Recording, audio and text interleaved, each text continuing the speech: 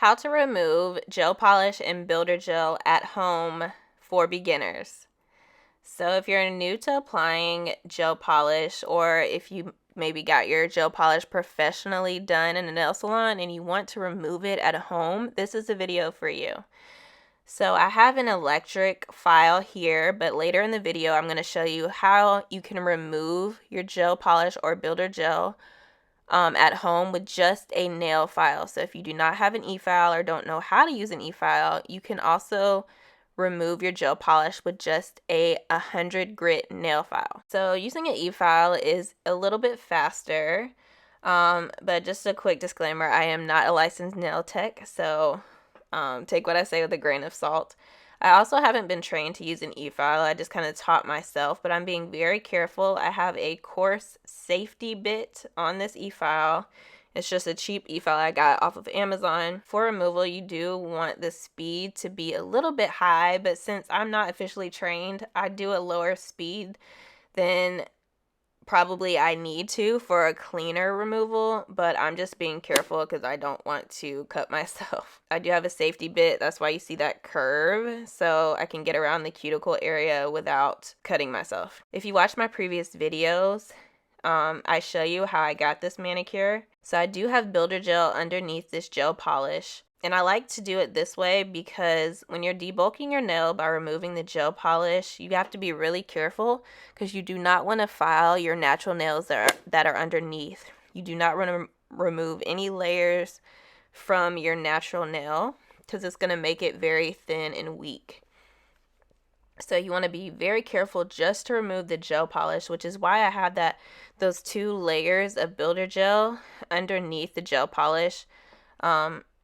It's just going to protect my nail and kind of give me a guideline of how much to file down the gel polish without reaching my natural nail. So if you just have gel polish and just a base coat underneath, you want to be extra careful not to hit your natural nail. Again, like I said in the beginning, if you do not have an electronic nail file, you can just use a 100 grit nail file like I have here. They're very inexpensive and you can get them pretty much anywhere. You want to use the 100 grit side to remove the gel polish as much as you can without hitting your natural nail.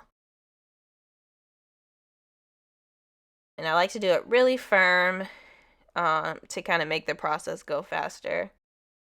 But again, be very careful.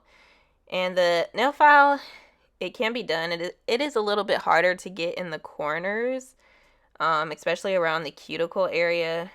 But it can be done. And you don't have to remove it all. Just try to get the gel polish as low as you can, again, without hitting your natural nail. It's just going to make it easier when you apply the acetone to get the rest of the nail polish if it's filed down as low as it can go. Another note I do want to make is the builder gel I have underneath this gel polish is a soft builder gel. So soft builder gels can be removed with acetone.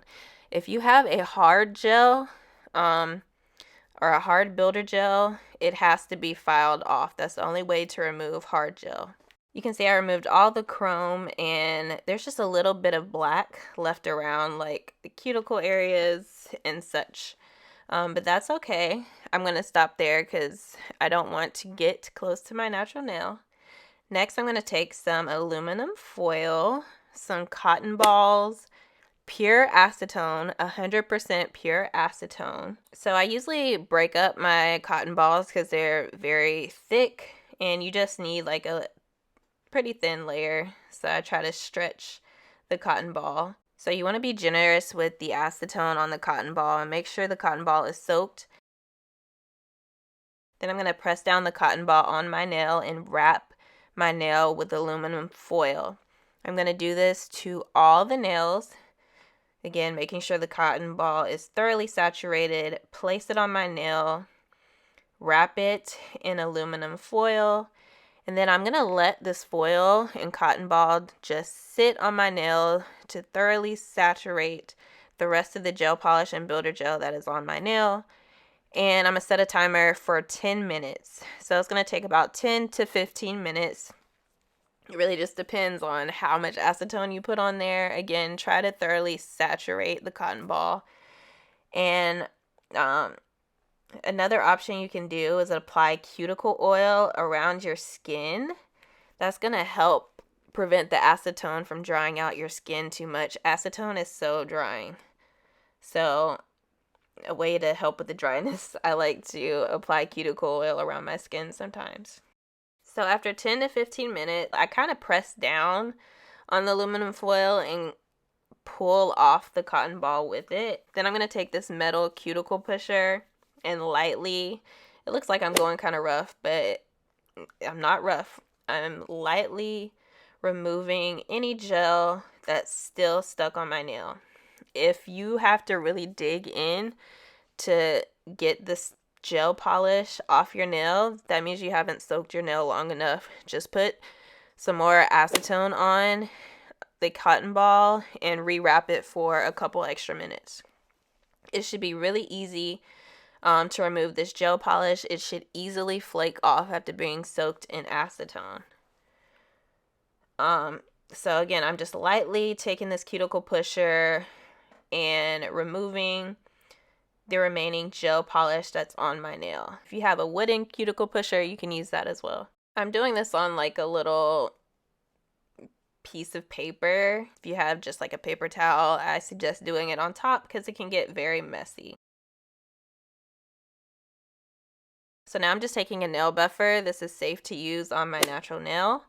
And I'm going to lightly buff my nails. You can't see it on camera. There is still a little bit of gel left on there, and just buffing the nail is going to smooth that out and get any gel that's still left on my nails. Make sure the nail is completely smooth.